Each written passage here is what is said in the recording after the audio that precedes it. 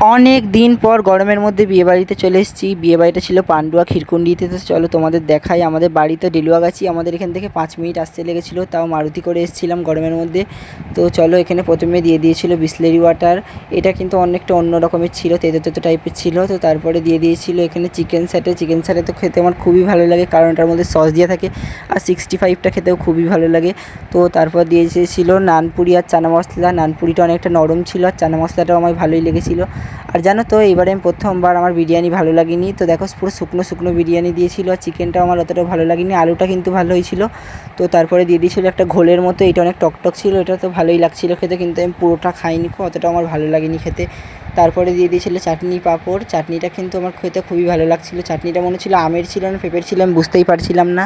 তো তারপরে দিয়ে দিয়েছিল আইসক্রিম। দেখো, আইসক্রিমটা বাটারস্কচের ছিল। আইসক্রিম খেতে আমার খুবই ভালো লাগে।